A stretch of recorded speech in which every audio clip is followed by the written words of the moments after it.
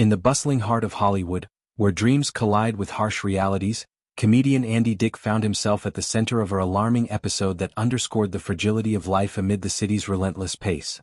Discovered unresponsive on a set of outdoor stairs during the broad daylight of midday, the 59-year-old entertainer appeared to be in the grips of a severe overdose, a moment captured in stark photographs that revealed the vulnerability beneath his long-standing public facade.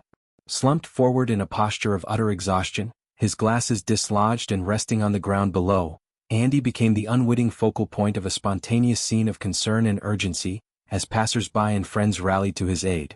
The images depict a tableau of desperation and humanity. Andy's form collapsed against the concrete, his body a limp testament to the toll of inner battles fought far from the spotlight. Onlookers, drawn by the gravity of the situation, encircled him, their voices a cacophony of pleas and directives.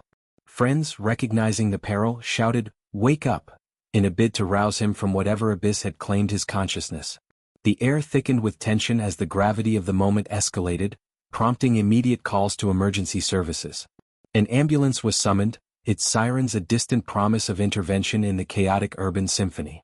Amid the frenzy, cries rang out for Narcan, the life-saving nasal spray designed to counteract the deadly embrace of opioid overdoses. This medication, a beacon of hope in the opioid crisis, was reportedly administered on the spot, its effects potentially pulling Andy back from the brink. The scene unfolded like a microcosm of broader societal struggles. Addiction's insidious reach extending even into the glitzy corridors of fame, where the pressure to perform often masks profound personal tempests. Witnesses, their faces etched with worry, embodied the raw instinct to preserve life, transforming a public staircase into an impromptu triage zone. First responders from the Los Angeles Fire Department arrived swiftly, their expertise transforming the ad hoc efforts into a structured response. They attended to the 59-year-old man found in distress from an apparent overdose, administering care with the precision honed from countless similar calls in a city that grapples daily with such crises. Notably, the individual was not transported to a medical facility following the intervention, a detail that speaks volumes about the nuances of recovery in these scenarios. Those revived by Narcan often experience a disorienting clarity upon regaining awareness, a state that can lead to refusals of further treatment as the immediate threat recedes. It's a phenomenon all too common in the landscape of substance recovery, where the will to continue, or not, becomes a personal crossroads navigated in the haze of aftermath. Law enforcement personnel from the Los Angeles Police Department also mobilized to the location, their presence a standard protocol for 911 dispatches involving potential medical emergencies intertwined with public safety concerns. Officers secured the perimeter, ensuring the scene remained contained while medical teams worked, their blue uniforms a stark contrast to the vibrant chaos of Hollywood streets.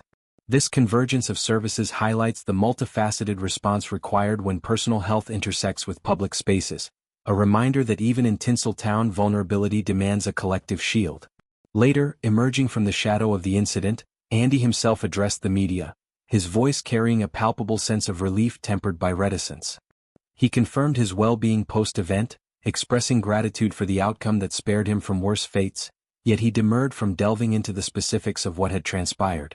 This guardedness is understandable. In an industry that thrives on spectacle, the comedian's history is one of highs and harrowing lows, where oversharing can invite judgment rather than empathy. Andy's career, spanning decades, has been a roller coaster of comedic triumphs, from his breakout role on shows like News Radio to memorable cameos in films that showcased his eccentric charm, and personal pitfalls that have tested his resilience time and again. To contextualize this episode, one must trace the threads of Andy's journey through the entertainment world, a path marked by brilliance shadowed by battles with addiction and mental health. Rising in the 1990s as a staple of improvisational comedy, his quick wit and boundary-pushing humor earned him a devoted following, positioning him as a darling of alternative comedy circuits. Yet, beneath the laughter lay struggles that would periodically surface, leading to arrests, rehab stints, and public apologies that revealed a man grappling with demons in a profession that often glorifies excess. Incidents of erratic behavior, from on-stage mishaps to off-duty indiscretions, painted a portrait of someone caught in the crosshairs of fame's double-edged sword, adored for his authenticity, scrutinized for his frailties.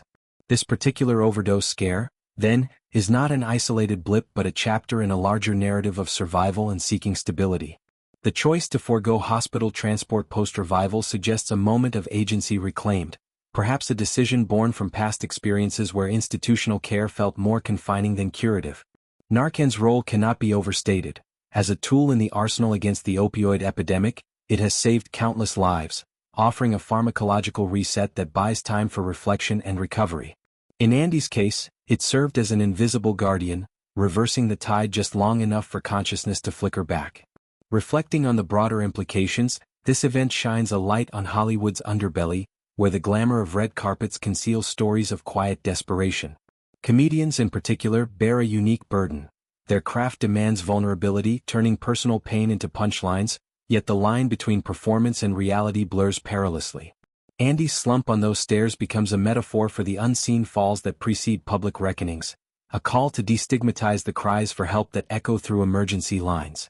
Friends' urgent shouts and the spray of Narcan represent the community safety nets that, when present, can bridge the gap to professional aid. As Andy moves forward, his brief statement, "I'm relieved to be okay," hints at a fragile optimism, a desire to pivot from peril to progress. It invites speculation on what support systems might bolster his path.